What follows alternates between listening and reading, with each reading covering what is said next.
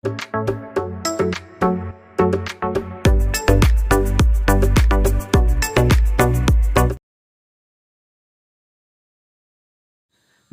ഏവർക്കും study Nifty മലയാളത്തിന്റെ daily market ന്യൂസിലേക്ക് സ്വാഗതം. ഇന്ന് ഒക്ടോബർ 4 വെള്ളിയാഴ്ചയാണ്.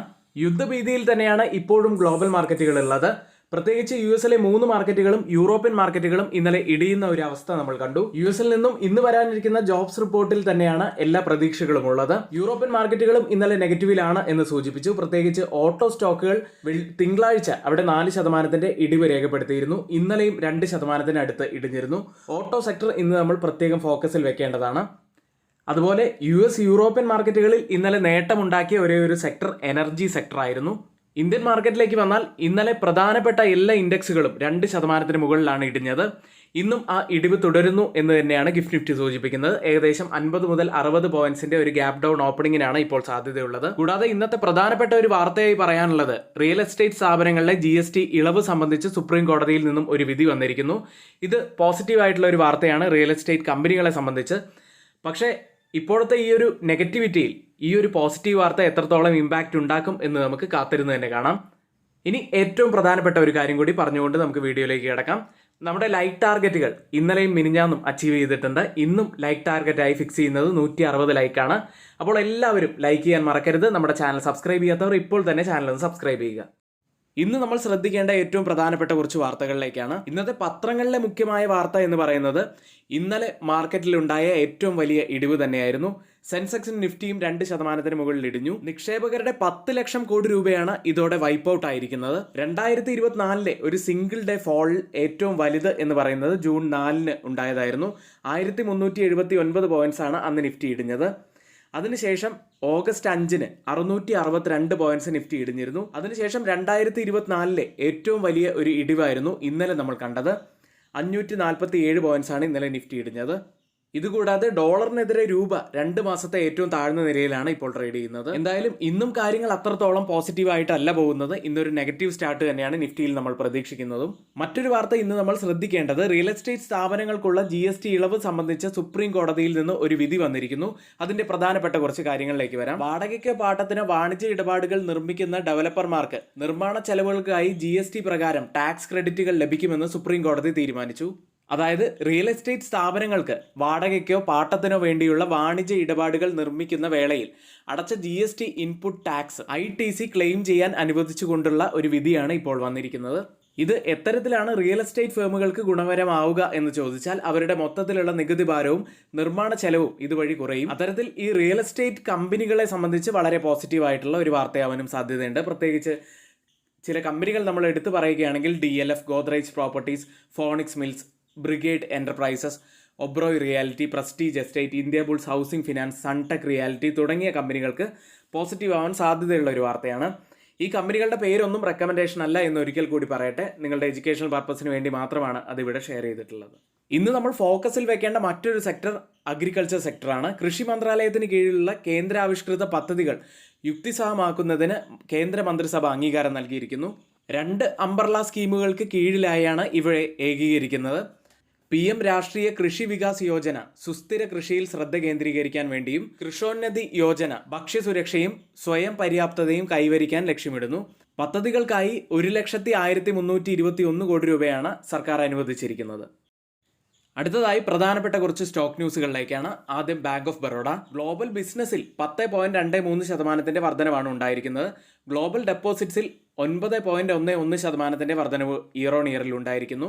അഡ്വാൻസസിൽ ഇയർ ഓൺ ഇയറിൽ 11.6% വർധനവും രേഖപ്പെടുത്തി. മറ്റൊരു കമ്പനി ബജാജ് ഫിനാൻസ് ആണ്. ഉപഭോക്തൃ ഫ്രാഞ്ചൈസി 2023 സെപ്റ്റംബർ പാദത്തിൽ 76.56 ദശലക്ഷത്തിൽ നിന്ന് 2024 സെപ്റ്റംബർ പാദത്തിൽ 92.09 ദശലക്ഷമായി കുത്തനെ വർദ്ധിച്ചു.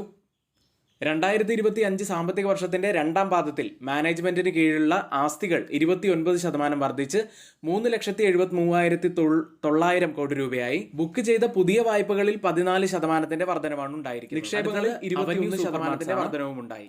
സെപ്റ്റംബർ പാദത്തിൽ 14,050.32 കോടി രൂപ വരുമാനം രേഖപ്പെടുത്തി. കഴിഞ്ഞ വർഷം ഇതേ കാലയളവിൽ 12,300 7.72 കോടി രൂപയായി താരതമ്യം ചെയ്യുമ്പോൾ 14.2% വളർച്ചയാണ് ഇപ്പോൾ നേടിയിരിക്കുന്നത്. 2024 സെപ്റ്റംബർ വരെ മൊത്തം സ്റ്റോറുകളുടെ എണ്ണം 377 അടുത്തത് റിഫക്സ് ഇൻഡസ്ട്രീസ് ആണ്. ഇക്വിറ്റി, കൺവേർട്ടബിൾ വാറന്റുകൾ എന്നിവയുൾപ്പെടെയുള്ള മുൻഗണന ഇഷ്യൂ വഴി 927.81 കോടി രൂപ വരെ ഫണ്ട് സ്വരൂപിക്കാൻ കമ്പനി തീരുമാനിച്ചു. അടുത്തത് ഓല ഇലക്ട്രിക് എന്ന കമ്പനിയാണ്. കമ്പനി ഇപ്പോൾ ഏറ്റവും പുതിയ ഫെസ്റ്റിവൽ സീസൺ സെയിൽ ആരംഭിച്ചു കഴിഞ്ഞു. ക്യാമ്പയിൻ്റെ ഭാഗമായി അതിൻ്റെ S1 പോർട്ട്ഫോളിയോയുടെ എൻട്രി ലെവൽ വില 50,000 രൂപയായിട്ടാണ് പ്രഖ്യാപിച്ചിരിക്കുന്നത്. കൂടാതെ 40,000 രൂപ വരെയുള്ള ഉത്സവ ആനുകൂല്യങ്ങളും അവതരിപ്പിക്കുന്നു. ഇന്ന് നമ്മൾ ശ്രദ്ധിക്കേണ്ട ഏറ്റവും പ്രധാനപ്പെട്ട കുറച്ച് വാർത്തകളാണ് നമ്മളിവിടെ ഷെയർ ചെയ്തിരിക്കുന്നത്. ഇന്ന് F&O സെഗ്മെന്റിൽ ബാനായ സ്റ്റോക്കുകൾ കൂടി ഒന്ന് നോക്കാം. Granules India, Manappuram finance, Bandhan bank, Birla soft, Hindustan copper, RBL bank തുടങ്ങിയവയാണ്. ഇന്നലെ മാർക്കറ്റിൽ സംഭവിച്ച ഏറ്റവും പ്രധാനപ്പെട്ട കുറച്ച് കാര്യങ്ങളിലേക്ക്. സെൻസെക്സ് 1800 പോയിന്റ്സ് ആണ് ഇന്നലെ ഇടിഞ്ഞത്. 2024 മൂന്നാമത്തെ ഏറ്റവും വലിയ ഇടിവാണിത്. വെസ്റ്റ് ഏഷ്യയിലെ നിലവിലെ ടെൻഷനും സെബി F&O നിയമങ്ങൾ കർശനമാക്കിയതുമാണ് ഇന്നലത്തെ ഇടിവിന് കാരണമായത്. നിഫ്റ്റിയും നിഫ്റ്റി ബാങ്കും മിഡ് ക്യാപ്പും 2% മുകളിൽ ഇടിഞ്ഞു. ഇന്ത്യ വിക്സ് ഒരു സമയത്ത് 15% ഉയർന്നത്. ഒടുവിൽ 10% നേട്ടത്തിൽ ക്ലോസ് ചെയ്യുകയും ചെയ്തു. ഓട്ടോമൊബൈൽ സ്റ്റോക്കുകളാണ് ഇന്നലെ വലിയ നഷ്ടം രേഖപ്പെടുത്തിയത്. 3% ഇടിഞ്ഞു. റിയാലിറ്റി സ്റ്റോക്കുകൾ 4 മുതൽ 5% വരെ ഇടിഞ്ഞു. ഇന്നലത്തെ ടോപ്പ് ലൂസേഴ്സായി നിഫ്റ്റിയിൽ മാറിയത് ഓയിൽ, IRCTC, PFC തുടങ്ങിയ പബ്ലിക് സെക്ടർ കമ്പനികളായിരുന്നു. 25,250 546 പോയിന്റ്സ് ഇടിഞ്ഞാണ് നിഫ്റ്റി ക്ലോസ് ചെയ്യുന്നത്. 25,555 20 ഡേ EMA ഉള്ളത്. 40 ഡേ EMA ഉള്ളത് 25,220 ലെവലിലാണ്. ഈ ലെവലിനോട് ഏറെക്കുറെ അടുത്താണ് ഇന്നലെ നിഫ്റ്റി ക്ലോസ് ചെയ്യുന്നതും. ഡൗൺ സൈഡിൽ ഏറ്റവും ആദ്യം നമ്മൾ ശ്രദ്ധിക്കേണ്ടത് 40 ഡേ EMA ഉള്ള 25,220 ലെവൽ തന്നെയാണ്. പിന്നീട് ഡൗൺ സൈഡിൽ 25,000 എന്ന സൈക്കോളജിക്കൽ ലെവൽ വളരെ പ്രധാനപ്പെട്ടതാണ്. ഇനി ഒരു പക്ഷേ നിഫ്റ്റിയിൽ ഒരു പുൾ ബാക്ക് ലഭിക്കുകയാണെങ്കിൽ 25,450 മുതൽ 25,600 വരെയുള്ളത് വളരെ പ്രധാനപ്പെട്ട ഒരു ലെവലാവാനുള്ള സാധ്യതയുണ്ട്. ഇതുകൂടാതെ 10 വീക്ക് EMA ഉള്ളത് 25,150 ലെവലിലാണ്. നിഫ്റ്റിയുടെ ഇപ്പോഴത്തെ ഈ ഒരു നെഗറ്റിവിറ്റിയെ കുറിച്ച് പറയുകയാണെങ്കിൽ RSI റിലേറ്റീവ് സ്ട്രെങ്ത് ഇൻഡെക്സ് ഒരു നെഗറ്റീവ് ക്രോസ് ഓവർ കാണിക്കുന്നു ഡെയിലി ചാർട്ടിലും വീക്ക്ലി ചാർട്ടിലും. MACD ഒരു നെഗറ്റീവ് ക്രോസ് ഓവറിലാണ് ഡെയിലി ചാർട്ടിലുള്ളത്. അടുത്തതായി ഇന്നലത്തെ ഡെയിലി ക്യാൻഡിലാണ്. വലിയ അപ്പർ വീക്കോട് കൂടിയ ഒരു ബീറിഷ് ക്യാൻഡിലാണ് ഡെയിലി ചാർട്ടിൽ ഫോം ആയിരിക്കുന്നത്. അതായത് ഒരു ബീറിഷ്നെസ് തന്നെയാണ് ഇത് സൂചിപ്പിക്കുന്നത്. ഏറെക്കുറെ ഒരു ഷൂട്ടിംഗ് സ്റ്റാറിന് സമാനമായ ക്യാൻഡിലാണ് ഇപ്പോൾ ഫോം ആയിട്ടുള്ളത്. ഇനി മറ്റൊരു കാര്യം സൂചിപ്പിക്കാനുള്ളത്, നമ്മൾ പലപ്പോഴും മാർക്കറ്റിൽ ഒരു സ്വിംഗ് പൊസിഷനിലേക്കൊക്കെ എൻ്റർ ചെയ്യുന്നത് ഒരുപക്ഷെ തെറ്റായ സമയത്തായിരിക്കും. മാർക്കറ്റ് നല്ല ടോപ്പിൽ നിൽക്കുന്ന സമയത്തായിരിക്കും നമ്മൾ ഒരുപക്ഷെ എൻ്റർ ചെയ്യുന്നത്. അപ്പോൾ മാർക്കറ്റ് ഇടിയുന്ന സമയത്ത് നമ്മുടെ സ്റ്റോക്കും വലിയ രീതിയിലുള്ള ഒരു ഇടിവിലേക്ക് പോയിരിക്കും. അപ്പോൾ ശരിയായ ഇൻവെസ്റ്റ്മെൻറ്റ് ഡിസിഷനുകൾ നമ്മൾ മാർക്കറ്റ് ഡൗൺ ആയിരിക്കുന്ന സമയത്താണ് എടുക്കേണ്ടത്. ധാരാളം ക്വാളിറ്റി സ്റ്റോക്കുകൾ നല്ല സപ്പോർട്ടിൽ വന്ന് ഒരു ബോട്ടം ഫിഷിങ്ങിന് റെഡിയായി നിൽക്കുന്ന ഒരവസ്ഥയിൽ ഉണ്ടെങ്കിൽ അത് പാഴാക്കാതിരിക്കുക. അത്തരത്തിൽ കൂടുതലായി സ്റ്റോക്കുകൾ നിങ്ങൾക്ക് എഡ്യൂക്കേഷണൽ പർപ്പസിന് വേണ്ടി അറിയണം എന്നൊക്കെ ഉണ്ടെങ്കിൽ തൊട്ടുമുകളിൽ നമ്മളിവിടെ ഒരു വാട്സപ്പ് നമ്പർ നൽകിയിട്ടുണ്ട്. ആ നമ്പറിൽ മെസ്സേജ് അയച്ച് നിങ്ങൾക്ക് ഞങ്ങളുടെ എഡ്യൂക്കേഷൻ ടെലഗ്രാം ചാനലിൽ ജോയിൻ ചെയ്യാവുന്നതാണ്. അടുത്തതായി മാക്സിമം ഓപ്പൺ ടെസ്റ്റ് രേഖപ്പെടുത്തിയ കോൾ സൈഡിലെയും പുട്ട് സൈഡിലെയും സ്ട്രൈക്കുകളിലേക്കാണ്. ആദ്യം കോൾ സൈഡിൽ 26,000 കൂടുതൽ ഓപ്പൺ ടെസ്റ്റ് രേഖപ്പെടുത്തിയിരിക്കുന്ന ആദ്യത്തെ സ്ട്രൈക്ക് ഉള്ളത്. അതിനുശേഷം 25,500 സ്ട്രൈക്കിലും അതിനുശേഷം 25,600 സ്ട്രൈക്കിലുമാണ്. പുട്ട് സൈഡിൽ കൂടുതൽ ഓപ്പൺ ടെസ്റ്റ് രേഖപ്പെടുത്തിയിരിക്കുന്ന ആദ്യത്തെ സ്ട്രൈക്ക് 25,000 അതിനുശേഷം 25,500 സ്ട്രൈക്കിലും അതിനുശേഷം 24,500 സ്ട്രൈക്കിലുമാണ്. ഓപ്പൺ ഇൻട്രസ്റ്റ് ഡാറ്റ പ്രകാരം റെസിസ്റ്റൻസ് ആവാൻ സാധ്യതയുള്ളത് 25,500 സപ്പോർട്ട് ആവാൻ സാധ്യതയുള്ളത് 25,000 അടുത്തതായി change in open interest data പ്രകാരം കോൾ സൈഡിലും പുട്ട് സൈഡിലും വന്ന വ്യത്യാസങ്ങളാണ് പരിശോധിക്കുന്നത്. ആദ്യം 25,250 സ്ട്രൈക്കിൽ 2,348% വർധനവ് പുട്ട് സൈഡിൽ കാണാം. എന്നാൽ കോൾ സൈഡിൽ ഇപ്പോൾ അടുത്തൊന്നും കാണാത്ത അത്ര വലിയ ഒരു ഷോർട്ട് ബിൽഡപ്പാണുള്ളത്. 1,32,000 വലിയ ഒരു ഷോർട്ട് ബിൽഡപ്പാണ് അവിടെ കാണുന്നത്. വളരെ വളരെ ശക്തമാണ് എന്ന് തന്നെ പറയേണ്ടിയിരിക്കുന്നു. 25,200 സ്ട്രൈക്കിൽ പുട്ട് സൈഡിൽ 256% വർധനവ് പുട്ട് സൈഡിൽ കാണാം. ലോങ് ബിൽഡപ്പാണ്. എന്നാൽ 2,107% വളരെ ശക്തമായ ഒരു ഷോർട്ട് ബിൽഡപ്പാണ് കോൾ സൈഡിലുള്ളത്. 25,300 സ്ട്രൈക്കിൽ 265% വർധനവ് പുട്ട് സൈഡിൽ ലോങ് ബിൽഡപ്പ്. എന്നാൽ 20,808% വർധനമാണ് കോൾ സൈഡിൽ. വളരെ ശക്തമായ ഒരു ഷോർട്ട് ബിൽഡപ്പും അവിടെ കാണാം. ഈ 3 സ്ട്രൈക്കുകളും കമ്പയർ ചെയ്യുമ്പോൾ മാർക്കറ്റിനെ മുകളിലേക്ക് കൊണ്ടുപോകാൻ കഴിവുള്ള കോൾ സെല്ലേഴ്സാണ് അതിശക്തമായി നിൽക്കുന്നത് എന്ന് കാണാം. ബാങ്ക് നിഫ്റ്റിയിലേക്ക് ഒരു സെല്ലിംഗ് പ്രഷറാണ് ബാങ്ക് നിഫ്റ്റിയിൽ വീണ്ടും കാണാൻ സാധിച്ചത്. 1,077 പോയിന്റ്സാണ് ബാങ്ക് നിഫ്റ്റി ഇടിഞ്ഞത്. ഒടുവിൽ ക്ലോസ് ചെയ്യുന്നത് 51,845 ഓഗസ്റ്റ് മാസത്തെ ലോ ലെവലായ 49,700 ഡൗൺ സൈഡിൽ വളരെ പ്രധാനപ്പെട്ട ഒരു ലെവലാവാൻ സാധ്യതയുണ്ട്. അപ്സൈഡിലേക്ക് വന്നാൽ 52,600 മുതൽ 52,700 വരെയുള്ളത് ഒരു ക്രൂഷ്യൽ ആയിട്ടുള്ള റെസിസ്റ്റൻസ് ആവാനും സാധ്യതയുണ്ട്. മാക്സിമം ഓപ്പൺ ടെസ്റ്റ് രേഖപ്പെടുത്തിയ കോൾ സൈഡിലെയും പുട്ട് സൈഡിലെയും സ്ട്രൈക്കുകളിലേക്കാണ്. 53,000 കൂടുതൽ ഓപ്പൺ ടെസ്റ്റ് രേഖപ്പെടുത്തിയിരിക്കുന്ന ആദ്യത്തെ സ്ട്രൈക്ക് ഉള്ളത്. അതിനുശേഷം 53,500 സ്ട്രൈക്കും അതിനുശേഷം 52,500 സ്ട്രൈക്കുമാണ്. പുട്ട് സൈഡിൽ കൂടുതൽ ഓപ്പൺ ടെസ്റ്റ് രേഖപ്പെടുത്തിയിരിക്കുന്ന ആദ്യത്തെ സ്ട്രൈക്ക് 52,000 ആണ്. അതിനുശേഷം 51,000 സ്ട്രൈക്കും അതിനുശേഷം 50,000 സ്ട്രൈക്കുമാണ്. ഓപ്പൺ ഇൻട്രസ്റ്റ് ഡാറ്റ പ്രകാരം ഒരു റെസിസ്റ്റൻസ് ആവാൻ സാധ്യതയുള്ളത് 52,500, സപ്പോർട്ട് ആവാൻ സാധ്യതയുള്ളത് 51,000വുമാണ്.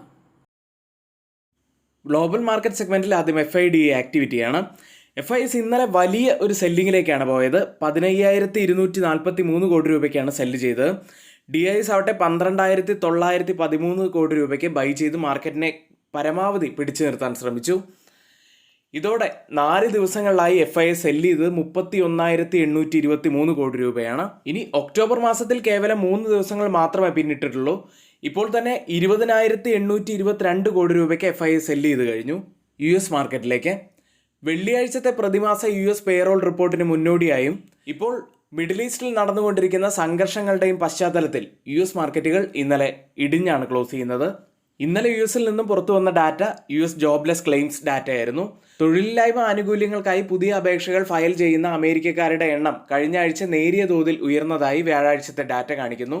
ഫെഡറൽ റിസർവും ഏറ്റവും പ്രധാനപ്പെട്ട ഒരു ഡാറ്റയായി കാണുന്നത് ഇന്ന് പുറത്തു വരാനിരിക്കുന്ന സെപ്റ്റംബർ മാസത്തെ ജോബ്സ് റിപ്പോർട്ട് തന്നെയാണ്. റോയിറ്റേഴ്സ് പോൾ ചെയ്ത സാമ്പത്തിക വിദഗ്ധർ 1,40,000 തൊഴിൽ കൂട്ടിച്ചേർക്കും എന്നാണ് പ്രതീക്ഷിക്കുന്നത്. അതേസമയം തൊഴിലില്ലായ്മ നിരക്ക് 4.2% സ്ഥിരമായി തുടരും എന്നും പ്രതീക്ഷിക്കുന്നു.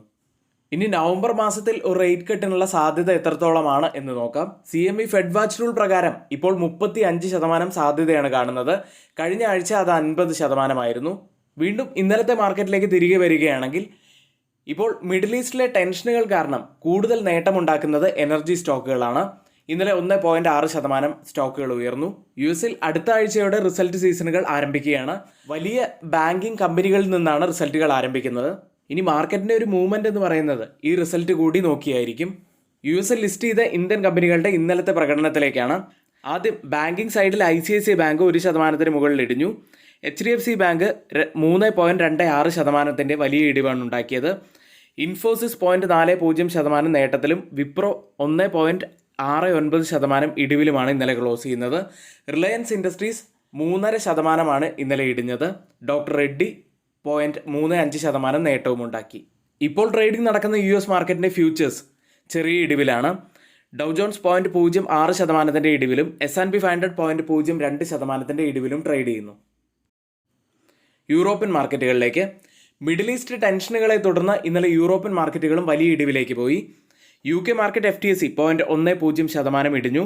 ജർമ്മൻ മാർക്കറ്റ് ഡാക്സ് 0.78% ഇടിഞ്ഞത്. ഫ്രാൻസ് മാർക്കറ്റ് CAC 1.32% ഇടിവ് നേരിട്ടു. പാൻ യൂറോപ്യൻ സ്റ്റോക്ക് 600 1% ഇടിഞ്ഞത്. ഒട്ടുമിക്ക സെക്ടറുകളും ഇടിഞ്ഞാണ് ഇന്നലെ ക്ലോസ് ചെയ്തതെങ്കിലും ഓയിൽ ആൻഡ് ഗ്യാസ് സെക്ടർ മാത്രമാണ് ചെറിയ ഒരു നേട്ടം നിലനിർത്താൻ സാധിച്ചത്. കൺസ്ട്രക്ഷൻ ആൻഡ് മെറ്റീരിയൽ സ്റ്റോക്കുകൾ 2% ഇടിഞ്ഞു. അതേസമയം ചൈനീസ് ഇലക്ട്രോണിക് വാഹന നിർമ്മാതാക്കൾക്ക് യൂറോപ്യൻ യൂണിയൻ 45% വരെ താരിഫ് ഏർപ്പെടുത്തുമെന്ന റിപ്പോർട്ടുകളെ തുടർന്ന് ഓട്ടോ ഓഹരികൾ 2.17% ഇടിഞ്ഞു. ഇപ്പോൾ ട്രേഡിംഗ് ആരംഭിച്ച യൂറോപ്യൻ മാർക്കറ്റിന്റെ ഫ്യൂച്ചേഴ്സ് ഡാക്സ് 0.07% നേട്ടത്തിലും CAC 0.04% നേട്ടത്തിലും FTSE 0.03% നേട്ടത്തിലും ട്രേഡ് ചെയ്യുന്നു. ഇപ്പോൾ ട്രേഡിംഗ് ആരംഭിച്ച ഗിഫ്റ്റ് നിഫ്റ്റി ഉള്ളത് 25,416.50 എന്ന നിലയിലാണ്. 107 പോയിന്റ്സ് ഡൗൺ സൈഡിലാണ് ഇപ്പോൾ ട്രേഡ് ചെയ്യുന്നത്. അതായത് ഗിഫ്റ്റ് നിഫ്റ്റിയുടെ ഇപ്പോഴത്തെ ഒരു നില വെച്ച് 50 മുതൽ 60 പോയിന്റ്സിന്റെ ഒരു ഗ്യാപ് ഡൗൺ ഓപ്പണിങ്ങിനാണ് ഇന്ന് നിഫ്റ്റിയിൽ സാധ്യതയുള്ളത്. അത്തരത്തിലാണെങ്കിൽ നിഫ്റ്റി ഇന്ന് 25,000 ടച്ച് ചെയ്യുമോ എന്ന് തന്നെയാണ് നമ്മൾ ഉറ്റുനോക്കുന്നത്.